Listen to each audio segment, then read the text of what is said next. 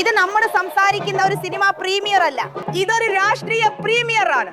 നടൻ വിജയ് ആരംഭിച്ച പാർട്ടിയായ തമിഴ്നാട് വെട്രി കഴകത്തിന്റെ ഒരു പൊതുയോഗത്തിലാണ് ഞങ്ങൾ. ഇവിടെയുള്ള ആളുകളുടെ ആവേശം നിങ്ങൾക്ക് കാണാം.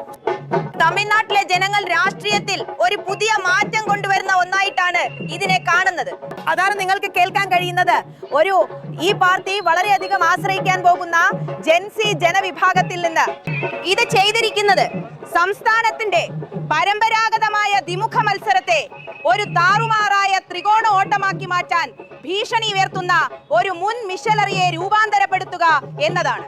കാരണം ഫാൻ ക്ലബ്ബുകൾ ഇനി വെറും ഫാൻ ക്ലബ്ബുകളല്ല. അവ തെരഞ്ഞെടുപ്പ് നടത്തുന്ന ഏപ്രിൽ 23-ന് തങ്ങൾക്ക് വോട്ടുകൾ കൊണ്ടുവരുമെന്ന് പാർട്ടി പ്രതീക്ഷിക്കുന്ന ഒരുതരം മിഷനറിയായി രൂപാന്തരപ്പെട്ടിരിക്കുന്നു.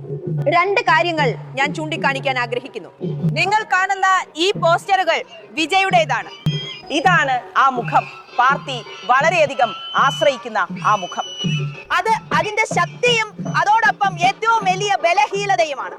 കാരണം ഒരു സർക്കാർ രൂപീകരിക്കാമെന്ന പ്രതീക്ഷയിൽ TVK നിർത്തിയ എല്ലാ 234 സ്ഥാനാർത്ഥികളും അവർ ആശ്രയിക്കുന്നത് അതിനെയാണ്. അതുകൊണ്ടാണ് അപരന്മാരെ പോലും ഉപയോഗിച്ചിരിക്കുന്നത്. കാരണം അവർക്കറിയാം വിജയുടെ മുഖവിലയെ അടിസ്ഥാനമാക്കിയാണ് തമിഴ്നാട് വെട്രിക്കഴകം വിജയിക്കാൻ പ്രതീക്ഷിക്കുന്നതെന്ന്. 2 കാര്യങ്ങൾ ഞാൻ ഇവിടെ എടുത്തു പറയേണ്ടതുണ്ട്. അവരെല്ലായിടത്തും സ്ഥാനാർത്ഥികളെ നിർത്തിയിട്ടുണ്ടെങ്കിലും അവരിൽ ചിലർ മുതിർന്ന നേതാക്കളാണ്. VS പോലെ, ബാബു പൊള്ളാച്ചി മണ്ഡലത്തിൽ അല്ലെങ്കിൽ PM ഉണ്ട്, ഇളാവല്ലി, മിസ്റ്റർ കോവിൽപ്പട്ടി പാളയത്തിൽ നിന്നുള്ള സെങ്കോദിയൻ.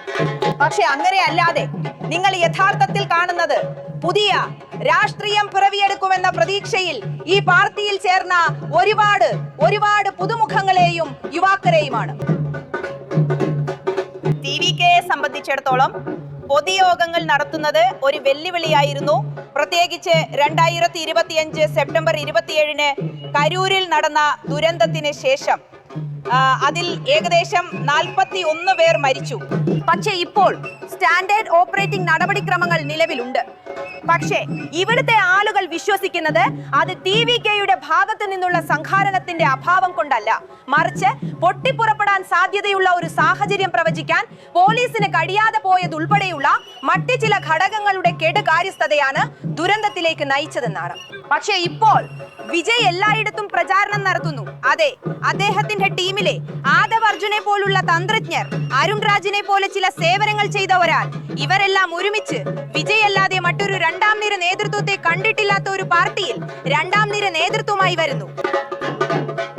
ചെന്നൈയിൽ പെരവൂർ നിയോജക മണ്ഡലത്തിൽ വിജയ് മത്സരിക്കാൻ പോകുന്നിടത്ത് ഇത് ഉമാസുതി, ക്യാമറ പേഴ്സൺ പോൾ രാജിനൊപ്പം ദീപ് പൂരത്തിന് വേണ്ടി.